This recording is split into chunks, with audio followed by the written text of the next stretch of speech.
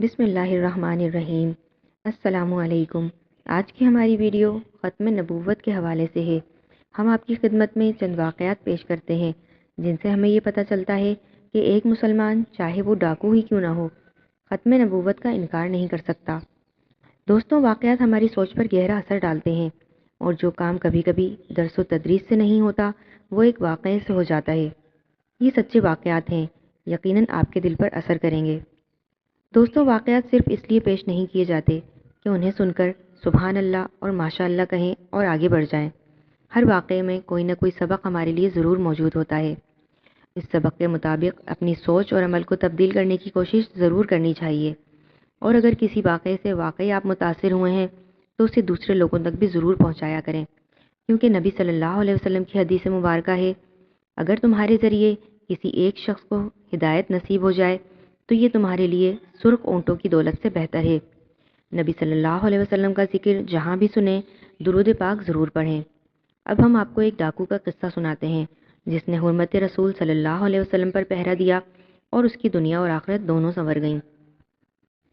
مولانا محمد امین صفدر اوکاڑوی رحمۃ اللہ علیہ نے اپنی کتاب میں لکھا، وہ فرماتے ہیں، مجھے بہاڑی کے ایک گاؤں سے بڑا محبت بھرا خط لکھا گیا کہ مولانا صاحب، ہمارے گاؤں میں آج تک سیرت النبی صلی اللہ علیہ وسلم پر بیان نہیں ہوا۔ ہمارا بہت دل چاہتا ہے، آپ ہمیں وقت عنایت کر دیں، ہم تیاری کر لیں گے۔ میں نے محبت بھرے جذبات دیکھ کر خط لکھ دیا کہ فلاں تاریخ کو میں حاضر ہو جاؤں گا۔ دیے گئے وقت پر میں ٹرین پر سے اتر کے تانگے پہ بیٹھا اور گاؤں پہنچ گیا۔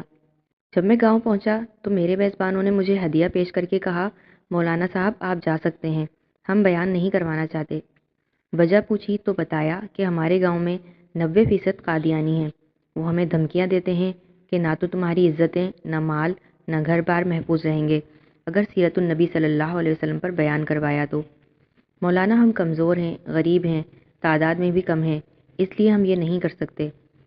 میں نے لفافہ انہیں واپس کر دیا اور کہا، بات تمہاری ہوتی یا میری ہوتی تو میں واپس چلا جاتا۔ بات مدینے والے آقا صلی اللہ علیہ وسلم کی عزت کی آ گئی ہے، اب بیان ضرور ہوگا۔ وہ گھبرا گئے کہ حضرت آپ تو چلے جائیں گے، مسئلہ تو ہمارے لیے ہوگا۔ میں نے کہا، اس گاؤں کے آس پاس کوئی ڈنڈے والا یعنی کوئی بااثر گنڈا ہے؟ انہوں نے بتایا کہ گاؤں سے کچھ دور نورا ڈاکو رہتا ہے، ہمارا علاقہ اس سے بہت ڈرتا ہے۔ میں نے کہا، چلو مجھے لے چلو نورے کے پاس۔ جب ہم نورے کے ڈیرے پر پہنچے تو ہمیں دیکھ کر نورا بولا، مولوی صاحب یہاں کیسے آ گئے آج؟ میں نے کہا کہ بات حضور صلی اللہ علیہ وسلم کی عزت کی آ گئی ہے، تم کچھ کرو گے؟ میری بات سن کر نورا بجلی کی طرح کھڑا ہوا اور بولا، میں ڈاکو ضرور ہوں لیکن بے غیرت نہیں ہوں۔ وہ ہمیں لے کر چل نکلا۔ مسجد میں 3 گھنٹے میں نے بیان کیا اور نورا ڈٹ کر کھڑا رہا۔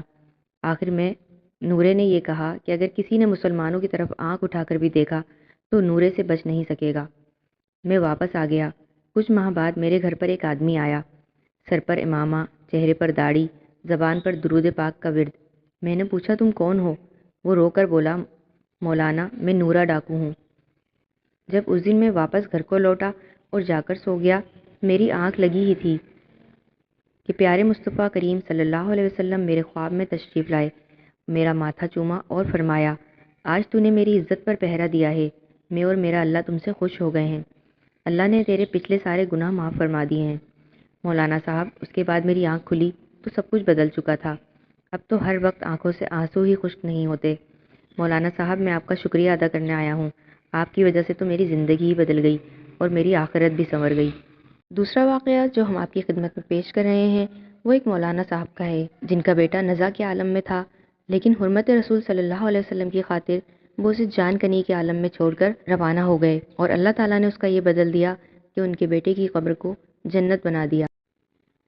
آپ کا بیٹا آج شام تک کا مہمان ہے، اس کا کوئی علاج نہیں۔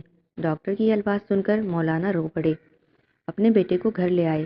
گھر میں کھڑے اپنے بیٹے کی تیمارداری کر رہے تھے کہ دروازے پر دستک ہوئی۔ مولانا دروازے پر گئے، باہر ایک بوڑھے شخص کو کھڑے پایا۔ حضرت نے سلام و دعا کے بعد پوچھا، بابا جی خیریت سے آئے ہو؟ وہ کہنے لگے، خیریت سے کہاں آیا ہوں، ہمارے علاقے میں ایک قادیانی مبلغ آیا ہوا ہے، وہ لوگوں کو گمراہ کر رہا ہے، پوری امت گمراہ ہو رہی ہے اور آپ گھر میں کھڑے ہیں۔ مولانا نے جیسے ہی یہ بات سنی، آپ کی آنکھوں سے آنسو بہنے لگے۔ بیوی سے فرمایا بیوی میرا بیگ کہاں ہے؟ بیوی نے بیگ اٹھا کر دیا اور آپ بیگ ہاتھ میں پکڑے گھر سے روانہ ہونے لگے۔ بیوی نے دامن پکڑ لیا اور کہنے لگی مولانا آخری لمحات میں اپنے نوجوان بیٹے کو اس حالت میں چھوڑ کر جا رہے ہو؟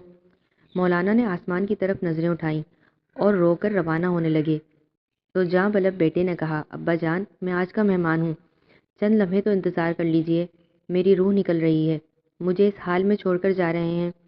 مولانا نے اپنے نوجوان بیٹے کو بوسہ دیا اور رونے لگے اور فرمایا اے بیٹے بات یہ ہے کہ میں محمد صلی اللہ علیہ وسلم کے دین کی خاطر جا رہا ہوں، کل قیامت کے دن حوض کوثر پر ہماری تمہاری ملاقات ہو جائے گی۔ یہ فرمایا اور گھر سے روانہ ہو گئے۔